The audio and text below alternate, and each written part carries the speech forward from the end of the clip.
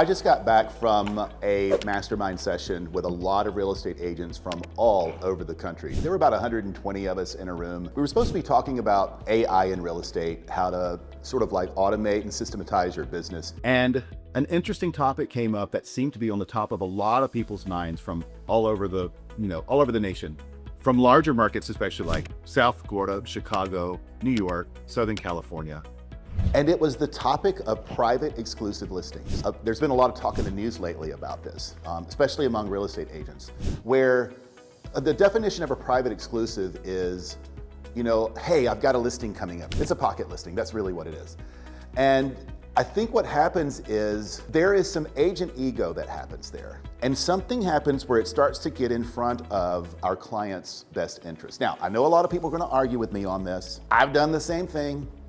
An agent calls me and they say, hey, do you have anything coming up in Grant Park? Yes, I do. What do you have? Because my clients are looking for something and they've seen everything in the MLS. All right, well, I've got my seller's permission to tell you I've got this, and this coming up, but I won't say an address. I'll tell them the property. I'll describe the property. I'll tell them the kind of price range we're going to be in, and I'll say if this is of interest, I'll see if we can go a little bit further. And if they say, absolutely, would you be open to an earlier showing? Well, I'll go to my seller and I'll say, hey, our deal is when I start to market this property and open my mouth about this, we're going to go in the MLS and we're going to give everyone an opportunity to see this. However, I want to do whatever's in your best interest, your best interest. Do you want to sell this thing off market and do you want to get this knocked out now? This will save you time prepping the property for market. This will save a lot of money in prep costs. And if your schedule has moved way up and you've got to do something now versus later, perhaps this would work. There is a caveat. I don't get to put this on the entire open market.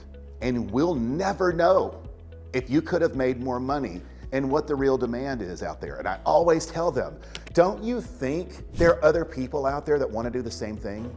If this one buyer wants to get in so bad, stop your ego, stop your pride, stop your everything and say, wait a minute, red light, suspicion. Always be suspicious. What does this say about the market? What does this say about buyer demand? And would it be in my best interest to just keep going forward as planned with more confidence now that when I put it on the market, I'm going to get a lot of interest? And sometimes, honestly, the answer is, Rob, let's just get them in and see what happens, okay? So I have to rearrange my agreement at that time. I have to put out a different kind of listing agreement that actually allows me to withhold putting it in the MLS. In Atlanta, we call that a non-exclusive listing agreement. It actually prevents us from being able to put it in the MLS. We can go into more detail at another time. But we sign that, and I have them acknowledge that you're not going on the market. And we could have done this or this could have happened. You're not going to come back and sue me if you find out later that your next door neighbor that has the exact same house with the same number of bedrooms and better bathrooms and better kitchens, but doesn't have the pool or doesn't have this, anyway, equal house, sells for $200,000 more, okay? Because it was on you. You wanted to do this, and so they go for it.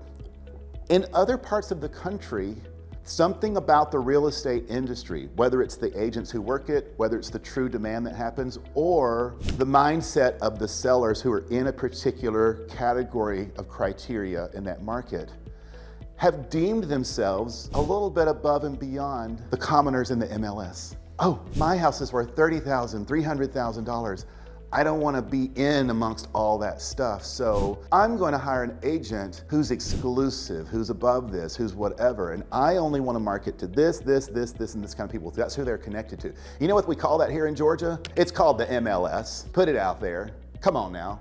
It's a house. It's got 4 walls and a roof and a yard probably. It's big or it's small. And everybody's going to get to see it. I'm going to tell you, the most famous person in Atlanta, one of the most highest sales prices ever, put his property in the MLS. He wasn't any better than anybody else, and it didn't matter. He put it in the MLS, and guess what? They did exactly what they were supposed to do. They sold it for top dollar, and he got great market exposure. It was an example to be like, hey, follow the rules, and let's go. Here's what's going to happen, I think. These companies that are continuing to do this and allow agents to do this and are actually creating business practices to do this, to go above and beyond the MLS, to create this entire layer of exclusivity, that's separate and apart, and now trying to create different rules for that and us dealing with it, they're gonna get themselves sued. They're gonna get themselves sued, not just by the seller, who probably could have made more money had they put it on the open market, but buyers are gonna turn around later and look at the whole situation and go like,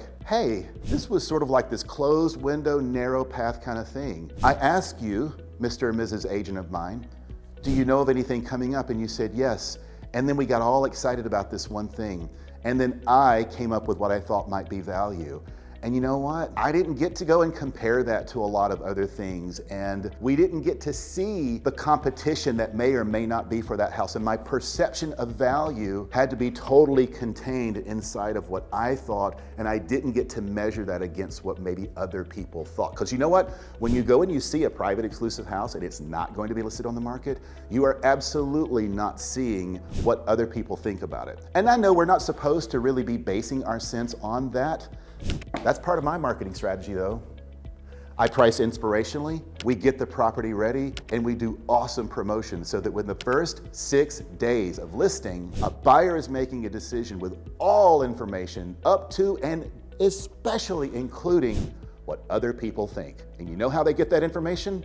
By multiple offers coming in, by seeing standing room only open houses, and having clear and open communication between their agent and the listing agent about what buyers are doing at the last minute and the last moment. What are these offers looking like? What is my timing looking like? Now what's important to the seller now that they've seen all of this attention, and what do we need to do to win, okay? That is what I do to get my sellers' highest and best interest satisfied. Is put it on the open market and let the market do what it's supposed to do best. Create competition and create real clarity, not just for sellers, but for buyers, okay? So I walked away from that and thinking we're doing things right. It's interesting, the whole Atlanta contingency was sitting there in that meeting with our mouths shut and our arms folded, listening to all of this stuff going like, are we going to get to what we flew here for and spent money on our hotels and this conference for, or are we going to talk about this all day? We have an extremely strong set of realtor boards here in Georgia. The Atlanta Realtors Association, the DeKalb Association of Realtors, everywhere. And then our Georgia Association of Realtors, all of which is under the National Association of Realtors. Very strong, very competent, very serious about following our realtor code of ethics and what we call clear cooperation. Clear cooperation is put your property on the market, in the MLS, no early showings. Don't give anybody any special treatment.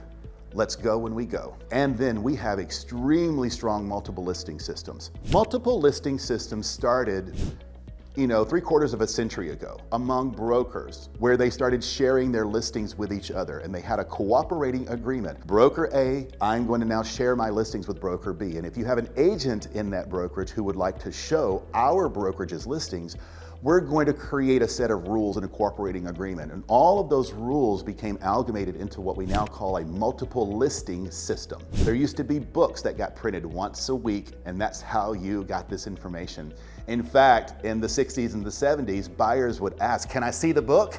And you'd be like, sure, take it home, and you'd send them the one from last week, right? You would never give out the data from this week because that was yours. Like there was one book in the office, and you had to sign up for time with that book with pen and paper and write down what you wanted to see. There were no pictures, there was no anything. It got typed up by somebody and printed once a week with no photos and distributed around, okay? It was basically a harboring of data. And as we've gone throughout the years, when I first bought my property, there was nothing that actually accessed the MLS. There was no Zillow, Realtor.com, nothing, but it was still an online system that was coming into its own that only agents from multiple brokerages had access to. And there may be one photo of the front of the house. The agent had to be familiar with the house and the words had to do the talking, okay? So now we've kind of gotten to where we're like, let's put a little bit more information, a little bit more information out, a little bit more information out. Now today, buyers have every single thing they need to know about the property. We even make our own websites for the property with all of the disclosures. We don't harbor that information. We don't keep that behind some kind of firewall. We make a website with the property's disclosures, extra photos, We'll put their termite bond on there. We'll put their recent HVAC installation receipt, their reports on their HVAC. We'll put all of that out there, right? Even more than what they would get in the MLS.